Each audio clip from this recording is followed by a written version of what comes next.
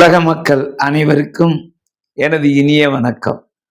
கடந்த ஒரு வார காலமாக ஆண்மை குறைவு, ஆங்கிலத்திலே இம்பர்டன்சி அண்ட் எரெக்டல் டிஸ்ஃபங்க்ஷன், ஆண்களுக்கு ஏற்படுவதற்கு பல்வேறு காரணங்களை பற்றி நாம் பேசிக்கொண்டிருக்கின்றோம். இன்றைய தினம் மூளையினுடைய செயல்பாட்டை தூண்டக்கூடியதும் அதை குறைக்கக்கூடிய காரணிகள் கூட ஆண்மை குறைவை ஏற்படுத்தும் என்பதற்கு ஒரு உதாரணத்தை உங்களிடம் பகிர்ந்து கொள்ள விரும்புகின்றேன். மூளையிலே நியூரோ டிரான்ஸ்மிட்டர் என்று சொல்லக்கூடிய அந்த ரசாயன திரவங்கள், ஒன்று டோபமைன், இன்னொன்று செரோட்டினின். டோபமைன் அதிகமாக சுரக்கும் பட்சத்தில் அது தட் ஸ்டிமுலேட் செக்ஸ் உணர்வை தூண்டும்.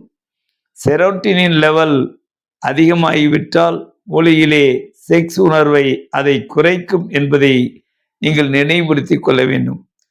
மூளையை நாம் எப்படி மயக்க மருந்து கொடுக்கும் பொழுது ஆப்ரேஷனுக்கு முன்னாடி ஒரு பேஷண்ட்டை தூங்க வைப்பதற்கும் வலி இல்லாமல் ஆப்ரேஷன் பண்ணுவதற்கும் என்னென்ன ரசாயன பொருள்கள் என்பதை விஞ்ஞான ரீதியாக கண்டுபிடித்திருக்கின்றார்கள். அவர்கள் ஒரு நரம்பு வழியாக ஐவி இன்ஜெக்ஷன், ப்ரோபோஃபால் என்ற இன்ஜெக்ஷனை போடுகின்ற பட்சத்திலே அதனுடைய செயல்பாடுகள் எல்லாம் அவர்களுக்கு ரிலாக்ஸிங் மசில், அன்கான்ஷியஸ்னஸ், அதாவது loss of consciousness and also ஞாபக மறதி, அதோடு மட்டும் இல்லாமல் காமா அமினோ பீட்ரிக் ஆசிட் என்று சொல்லக்கூடிய அந்த ரசாயன பொருளை அது அதிகமாக சுரக்கிறது. குளுட்டாமின் என்ற ரிசப்டார்ஸை, அதனுடைய செயல்பாட்டை குறைக்கின்றது. இது போன்று ஒவ்வொரு மூளை ரசாயன பொருள்களுக்கும் ஆண்மை குறைவுக்கும் தொடர்பு உண்டு என்பதோடு மட்டுமல்ல, இன்றைய தினம் நாம் உட்கொள்கின்ற ஒவ்வொரு மருந்துகளுக்குமே சைடு எஃபெக்ட்ஸ், ஆண்மை குறைவை ஏற்படுத்தக்கூடிய இது உண்டு. ஒரு உதாரணத்திற்காக வேண்டிய அல்சரை குணப்படுத்துவதற்கு, வயிற்றுப்புண்ணை குணப்படுத்துவதற்கு ரேனிட்டிடின், சிமெட்டிடின், இப்படி பல மருந்துகளை உட்கொள்ளும் போது அதனுடைய சைடு எஃபெக்டாக ஆண்மை குறைவு ஏற்படுகின்றது. அதோடு மட்டும் இல்லாமல் alcohol, tobaccos, smoking and also cocaine போன்ற மருந்துகள், இருதய நோய்க்கு நாம் கொடுக்கின்ற டிஜாக்சின் மருந்துகள், மற்றும் நீர் பிரிவதற்காக வேண்டி கிட்னியில் பயன்படுத்தக்கூடிய தைசைட் குரூப்ஸ், ஆன்டி சைக்காட்ரிக் ட்ரக்ஸ், மனநோய்களுக்கு கொடுக்கின்ற மருந்துகள், ஆன்டி டிப்ரெஷன், அதாவது தாழ்வு மனப்பான்மை ஏற்படுத்தக்கூடிய, மனதளவில் ஏற்படுத்தக்கூடிய இந்த டிப்ரெசிவ் மூட், இவற்றிற்கு எல்லாம் அவை ஆண்மை குறைவை குறைக்க அதை ஏற்படுத்துகின்றது. ஹார்மோன் லெவலை குறைத்து, இப்படி we call it as pharmacogenic erectile dysfunction, அதாவது நாம் பல்வேறு வியாதிகளுக்காக வேண்டி உட்கொள்கின்ற மருந்துகள் கூட ஆண்மை குறைவை ஏற்படுத்தும் என்ற உண்மையை உங்கள் மத்தியிலே பகிர்ந்து கொள்கின்றேன். எனவே ஒரு செக்ஸாலஜிஸ்டிடம் ஒரு நோயாளி செல்கின்ற பொழுது அவர் பல்வேறு வியாதிகளுக்காக என்ன மருந்தை உட்கொள்கின்றார் என்பதையும் நாங்கள் கேட்டறிந்து அதற்கு உரிய மருந்தை நாங்கள் தருகின்றோம்.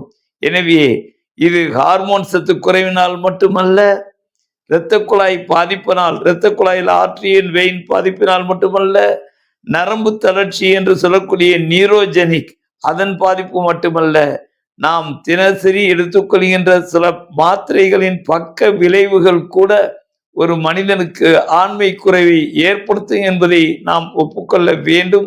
அதை உரிய அந்த செக்ஸாலஜி மருத்துவ நிபுணர்களிடம் சென்று நீங்கள் காண்பிக்கின்ற பொழுது அவர்கள் பல்வேறு கேள்விகளுக்கு மத்தியிலே இதையும் கேட்டு எதை சேர்க்க வேண்டும், எதை சேர்க்கக்கூடாது, ஆங்கிலத்திலே டஸ் அண்ட் டோன்ட்ஸ் என்று கூறுவார்கள். எனவே அந்த வகையிலே செக்ஸாலஜி மருத்துவத்தை பொறுத்த மட்டிலும் நவீன விஞ்ஞானம் பல்வேறு ஆராய்ச்சிகளுக்கு பின்பாக ஆண்மை குறையை நோயை குணப்படுத்துவதற்கு மாத்திரைகளையும் ஊசி மருந்துகளையும் உணவு முறைகளையும் கண்டுபிடித்திருக்கின்றார்கள்.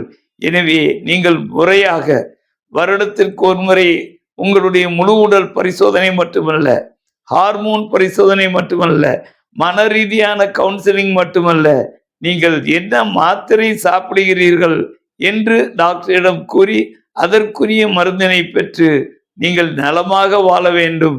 எனவே இனிமேல் இன்று முதல் there is a branch pharmacogenic pharmacogenic erectile dysfunction என்ற தலைப்பிலே நீங்கள் சாப்பிடும் மருந்துகள் கூட பக்க விளைவாக ஆண்மைக்குறைவை ஏற்படுத்தும் என்பதை நான் என்னுடைய 50 ஆண்டுகால அனுபவத்திலே நான் கண்டதும் கேட்டதும் அந்த அனுபவ ரீதியாக கண்டுபிடித்ததும் அனைத்துமே உங்களிடம் பகிர்ந்து கொள்கிறேன்.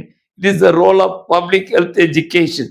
பொதுமக்களுக்கு சுகாதாரத்தை பற்றி, நோயை பற்றி ஒரு விழிப்புணர்வை ஏற்படுத்த வேண்டும் என்பதற்காக கோடிட்டு காட்ட விரும்புகின்றேன். நன்றி, வணக்கம்.